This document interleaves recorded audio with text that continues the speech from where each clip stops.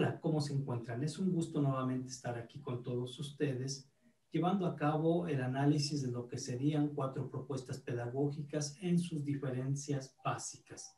El objetivo que pretendemos es sobre todo clarificar algunos de los elementos centrales de cada una de ellas para no confundirlos y ver sobre todo si es posible amalgamarlos, unirlos o definitivamente esto no puede ser. Lo hacemos con la intención de que se tenga claridad en el hecho de que cada propuesta tiene su propia forma de trabajo en el aula y que como docentes debemos tener una visión concreta de cuál es el enfoque que fundamenta mi práctica y no estar rescatando elementos de uno o de otro de los enfoques. Entonces iniciamos. En este esquema les presento 5 de las grandes propuestas psicopedagógicas más populares que hemos conocido en México. La primera es el conductismo, que como todos sabemos, tuvo un arraigo muy importante en la educación mexicana casi de 60 años. Una propuesta que nace con todo lo que fueron las investigaciones realizadas por Pavlov en Rusia, y que sobre todo toma una configuración importante a inicios del siglo pasado con los aportes que realizara Édouard de Claparède en el contexto francés y en el contexto norteamericano, sobre todo Edward Lee Thorndike, quien le dio un empuje importante para fundamentar los procesos educativos desde una base psicológica. Este conductismo fue renovado de manera muy fuerte en los años 40 con Skinner. Y bueno, ahora después se le conoció como el neoconductismo. Posterior a ello, y yendo en contra de las propuestas conductistas, nace una de las grandes propuestas que más hemos manejado en México, el constructivismo cognitivo, de la mano también de un psicólogo, David Ausubel, que aunque ya venía trabajando desde los años 70 estos procesos de una nueva forma de entender el aprendizaje, es en los años 70 cuando socializa su obra muy importante que se llama Psicología Educativa, en la cual empieza a manejar nuevas formas de trabajo y sobre todo de entender el aprendizaje. Una de las palabras o categorías que más resaltaron en esta obra y que todo el mundo manejamos en algún momento es el aprendizaje significativo. A la par, también empieza a llegar a México una propuesta muy importante que, aunque era de los años 30 del siglo pasado, por razones de traducción y sobre todo porque había sido prohibida en Rusia, aquí nos llega a nuestro contexto en los años 90 lo que es la propuesta de Lev Vygotsky con su constructivismo histórico-cultural. Casi cerrando el siglo, nace otra de las propuestas muy importantes que muchos aún todavía estamos desarrollando, que es el enfoque por competencias. Y bueno, nos abarca el cierre de lo que serían los años 90 del siglo pasado y todo lo que llevamos en estos 20 años del siglo XXI. En lo que se refiere a propuestas novedosas, también tenemos el conectivismo, una propuesta o enfoque pedagógico que nace precisamente con todo esto que ya se estaba dando a conocer de la red, del internet, de la web, y que promocionaba una sociedad del conocimiento muy abierta, con información al alcance de todo aquel que estuviera conectado. Son las 5 grandes propuestas que hemos conocido en México, algunas muy a profundidad, otras solamente de manera superficial, pero por lo general está en el discurso de los educadores. Lo que vamos a hacer en este caso es conjuntar conductismo y neoconductismo para hacer las diferencias con el constructivismo de David Ausubel. El constructivismo histórico-cultural de Lev Vygotsky no lo tomaremos en cuenta porque siempre hemos considerado que todavía nos hace falta mucho más profundizar en la obra de Lev Vygotsky. Lamentablemente no está traducida toda al español. Y bueno, también podremos hacer este análisis comparando el enfoque por competencias y lo que Stephen Downes ha manejado sobre lo que sería el conectivismo de la mano de George Siemens. Entonces veamos algunas de las diferencias importantes. La central sería sobre todo dejar en claro qué entiende cada una de estas propuestas por aprendizaje. Lo primero que tenemos es que el conductismo entendía por aprender un cambio de conducta. Es decir, lo que buscaba era cambiar la conducta de los estudiantes o del sujeto social. Por ello, la esencia estaba en la conducta observable. Y después, con los aportes de Skinner, se llegó inclusive a considerar no solamente la idea del estímulo-respuesta, sino sobre todo del castigo y el premio. ¿Sí? Un estímulo, una respuesta, y habría un proceso de reforzamiento mediante castigos o premios. Pero esa era la esencia del conductismo. El constructivismo, yendo en contra, porque así lo señala David Ausubel, que su propuesta la elabora para ir sobre todo en contra del conductismo, pues él entiende por aprendizaje la creación de significados a partir de la reestructuración cognitiva. Y ahí es donde resalta un término muy importante y sobre todo uno de los que más se repiten en el ámbito educativo: el aprendizaje significativo. Y aquí la clave estaba en cómo podría relacionarse el conocimiento nuevo con el conocimiento previo que los estudiantes traen. Y con ello se lograría un aprendizaje significativo, es decir, una reestructuración cognitiva de los ámbitos conceptuales que el chico manejaría como aprendizaje. Después a esto surge el enfoque por competencias, y aquí hay un cambio radical muy fuerte en lo que significa aprender. Ya no es cambio de conducta, como en el conductismo, ya no es reestructuración significativa, conceptual, cognitiva de los estudiantes. Ahora se entiende por aprendizaje en el enfoque por competencias un actuar contextualizado para resolver problemas o tareas, movilizando un conjunto de atributos individuales, grupales y sociales. Esto cambia completamente la idea de lo que era aprender y sobre todo impulsa el desarrollo del aprendizaje más allá de las cuatro paredes del aula.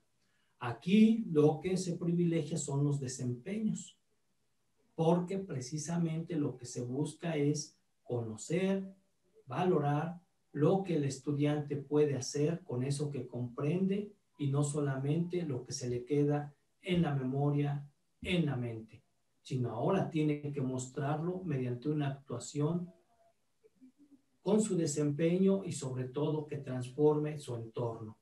Aquí la clave está en la puesta en práctica. Y una de las últimas propuestas, aunque no podríamos decir que ya no es tan nueva, porque es de 2004, es la propuesta de conectivismo, la cual surge precisamente en la idea de lo que ya se estaba arraigando en el ámbito del aprendizaje escolar. El uso del Internet dentro de una sociedad del conocimiento, lo que podríamos nosotros lograr a partir de lo que está en la red y sobre todo las conexiones que se hicieran con la web. Por ello es que Stephen Downes nos dice: el conocimiento está distribuido a lo largo de una red de conexiones y por lo tanto el aprender consiste en la habilidad de construir y atravesar esas redes.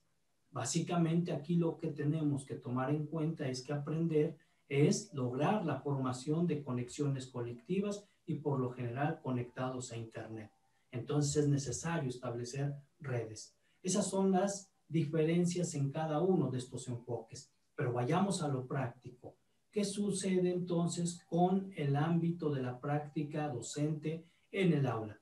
Y aquí vamos a distinguir tres aspectos: planeación, trabajo en el aula y evaluación. Veamos el primero, planeación. Pues bueno, cada uno de estos enfoques también tiene su propia forma de planear.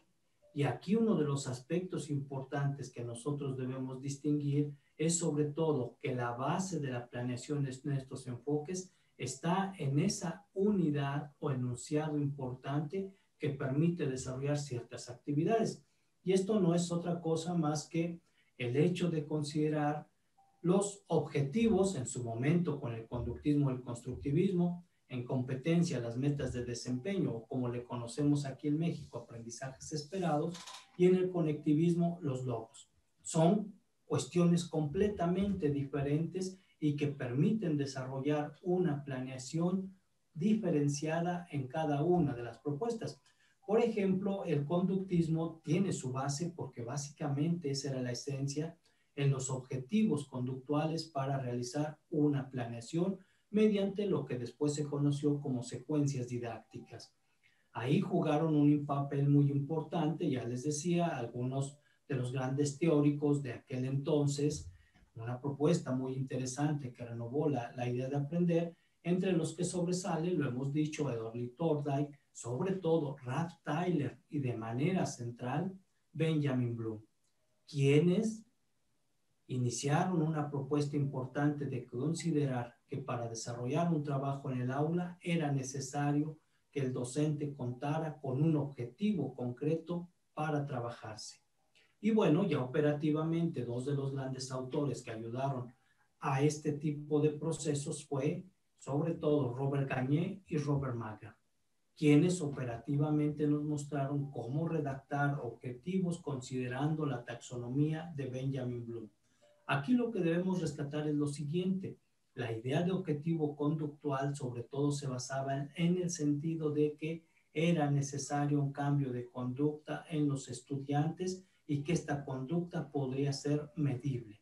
Y ahí tenemos un ejemplo de lo que era un objetivo conductual que por lo general debería cumplir con 5 elementos importantes, en el cual sobresale el segundo elemento, que es el verbo, y que se reflejaría en una conducta. Y para ello Benjamin Bloom nos ofrecía su famosa taxonomía.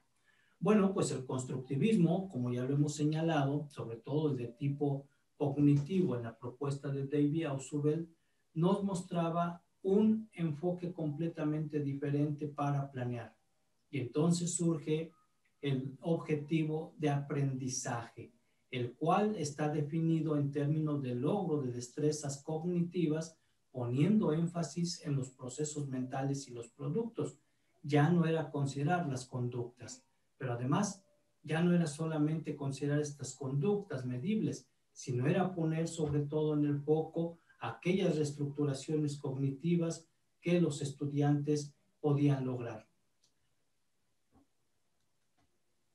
Cerrando el siglo nacen las competencias. Y bueno, las competencias ya no hablan de objetivos. Ahora es necesario hablar de metas de desempeño, o como se le conoce aquí en México, aprendizajes esperados, atendiendo toda la propuesta del Acuerdo de Bolonia que se había dado en esa década. Y aquí lo importante ya no es solamente pues, el hecho de describir cambios conductuales, como en el conductismo, o de manifestar los procesos de reestructuración cognitiva, como en el constructivismo. Aquí, sobre todo, los aprendizajes esperados están en la mano de que deben forzosamente llevar a cabo un proceso en el cual los chicos muestren su desempeño. Ya no es solamente que conozcan o que comprendan, sino sobre todo que hagan algo, que muestren algo como base de ese desempeño. Y por último, el conectivismo, que es el que más ha manejado una propuesta novedosa, pues está de la mano de los logros. ¿En qué supera esta esencia de los logros a todas las demás? Pues porque mediante los logros lo que necesitamos es, sobre todo desde la mano de Mark Preskey, es resolver algunos asuntos relacionados con la mejora de los colectivos en el mundo real. Vamos a trabajar, pero para resolver las problemáticas que tenemos en el mundo concreto, en el mundo real. Y aquí lo importante es potenciar a los estudiantes. Y bueno, sobre todo resolviendo diferentes problemas que aquejan en el ámbito social y no simplemente educativo. Esas son las grandes diferencias y la forma como se debe iniciar una planeación. Por lo general, la planeación en el conductismo se llevaba a cabo mediante lo que era la carta descriptiva, y ahí se manejaban diferentes secuencias didácticas, pues el maestro era el único que dominaba el proceso de trabajo en el aula y él debería guiarse con sus secuencias didácticas. En el constructivismo ya se maneja un formato más abierto, pero siempre había una parte necesaria de la cual partir: las estrategias para identificar los conocimientos previos de los estudiantes y de ahí un sinnúmero de estrategias de enseñanza y de aprendizaje que el maestro podía utilizar para darle una mayor actividad al estudiante. Y en competencias, de igual forma, ya no hay formatos. Lo que se trata ahora es de establecer tareas para que los chicos lleven a cabo su proceso de aprendizaje mediante el trabajo colaborativo. Y vaya, el conectivismo rescata esta idea de las tareas, de las competencias y las potencia a un alto grado, porque ahora de lo que se trata es de transformar, innovando con soluciones completamente inéditas, lo que sería el entorno local y el entorno global, porque todos estamos conectados y a todos nos competen los problemas generales globales. Esas son las grandes diferencias en la planeación. Veamos cómo se llevaba a cabo el proceso de aprendizaje o cómo se debe llevar a cabo. En primer lugar, pues bueno, todos lo sabemos, el conductismo por lo general trabajaba desde un formato de método deductivo, en el cual íbamos desde los temas más fáciles, y así está organizado la propuesta curricular, hasta los un poco más complejos. La exposición magistral fue la base muy concreta de esta propuesta y sobre todo se manejaba como base de el aprendizaje de los estudiantes, los cuales por lo general deberían estar sentados, callados, escuchando lo que el maestro dictaba o escribiendo lo que precisamente el maestro les decía. El alumno era un oyente. Por lo tanto, el maestro era el que dirigía, el que manejaba todo el proceso con muy poca participación de los estudiantes. Ahí se necesitó muchísimo, sobre todo ya en la última etapa del conductismo, años 70, años 80, un poco los 90, las técnicas de enseñanza. El maestro debería dominar muchísimas técnicas de enseñanza para llevar a cabo un proceso de aprendizaje con los estudiantes en razón al cambio de conducta, y había unas estrategias que todavía muchos seguimos manejando, como el panel, Phillips 66, lluvia de ideas, etc. Y aparecieron un poco las técnicas de estudio, donde los estudiantes ya podían tomar notas, hacer cuadros hipnóticos, hacer pequeños esquemas que les ayudaran a memorizar eso que habían ellos aprendido, porque aquí la clave estaba en la memorización.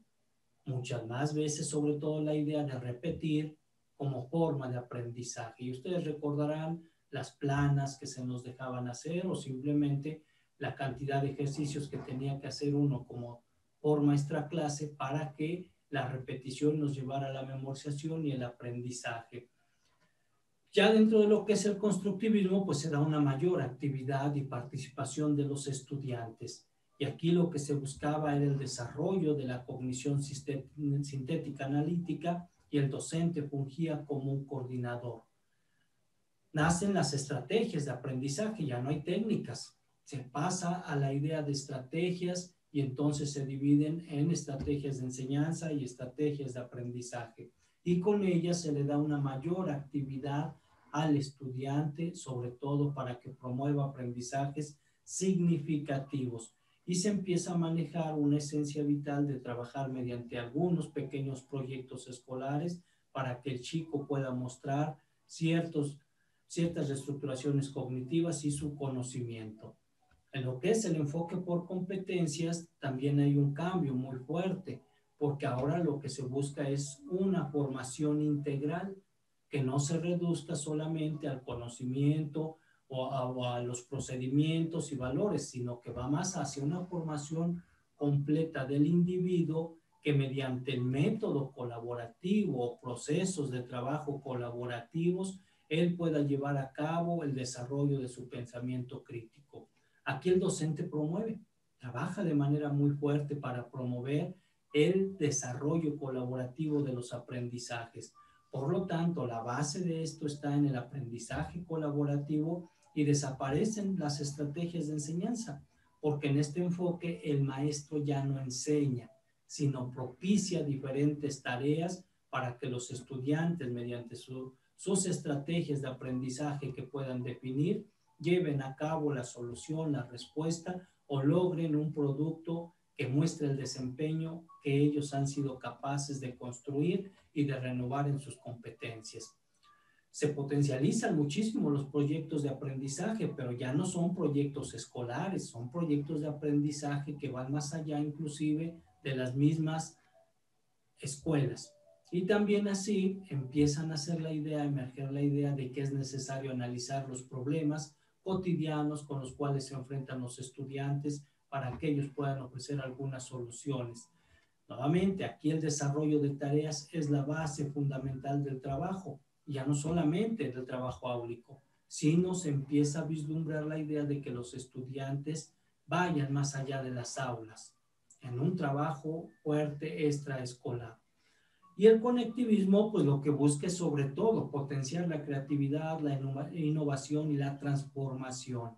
En el conectivismo la clave está en que no solamente se espera que el docente defina qué se va a hacer o las tareas que se van a hacer.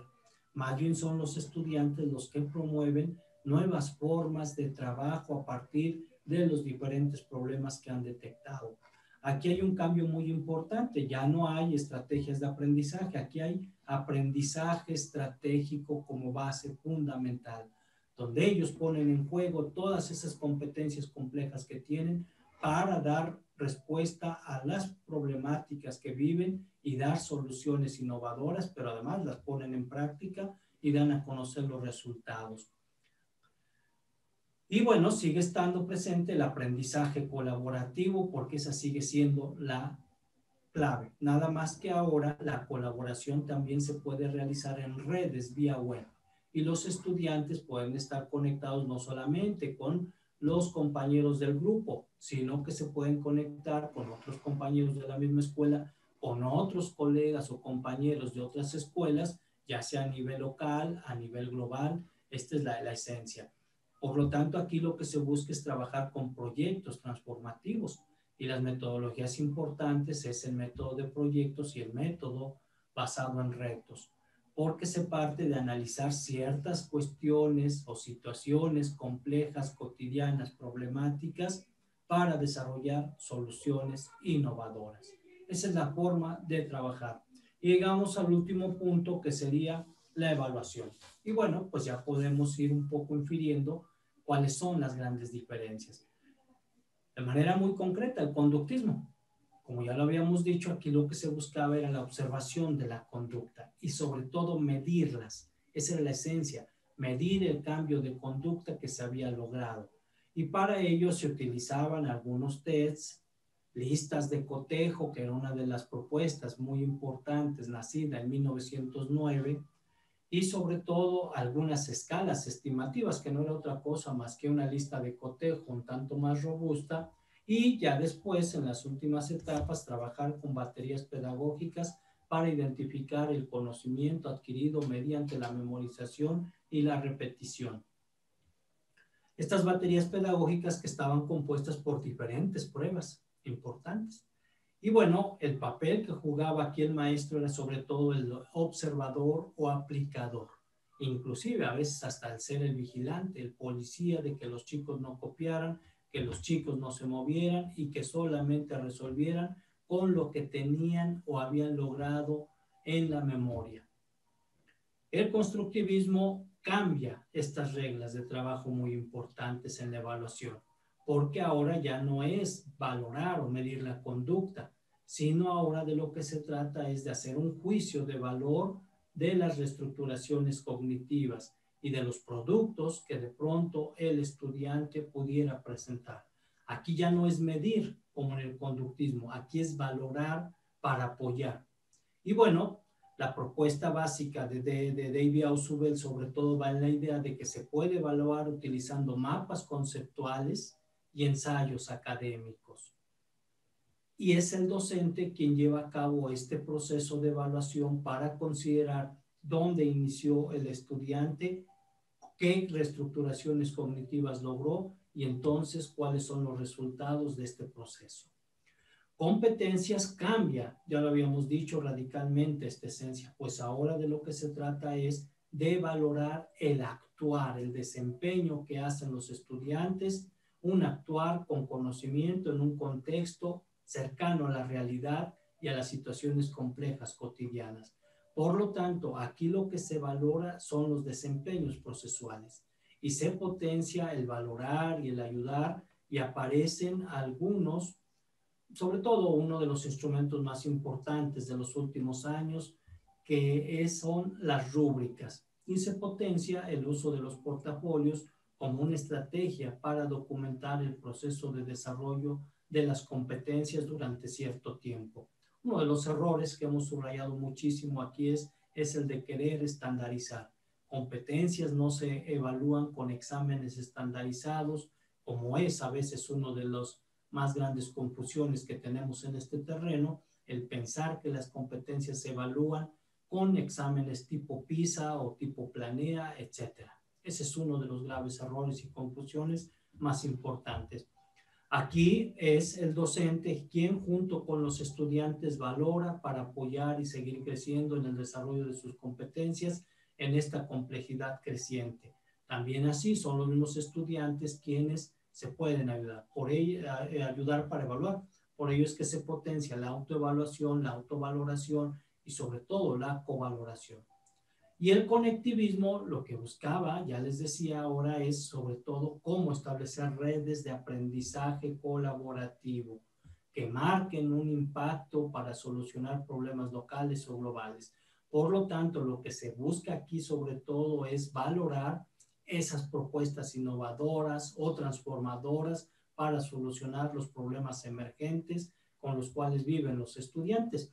Aquí las rúbricas siguen siendo una parte fundamental, pero ya no son solo diseñadas por los docentes. Implica una participación muy fuerte de los estudiantes para ir elaborando las rúbricas en el mismo proceso de trabajo de acuerdo a las necesidades que se vayan presentando. Y la clave aquí ya no es evaluar solamente maestro o alumnos, sino también los que deben participar son aquellos que estuvieron dentro de la red establecida e inclusive las comunidades de aprendizaje que se hayan formado en estas redes son las que valorarían, y no con el sentido de otorgar una calificación, sino con el sentido de ver qué tanto impacto tuvo esa propuesta y en qué se puede mejorar para seguir dando soluciones a las problemáticas cotidianas de los estudiantes. Estas son las grandes diferencias que conllevan 4 de los más grandes enfoques que se han aplicado en la educación mexicana. Espero haber sido ilustrativo y sobre todo que se haya entendido estas diferencias básicas. Muchas gracias por su atención. No olviden suscribirse y nos escuchamos, nos vemos en otro video. Que sigan con una buena salud y que estén muy bien.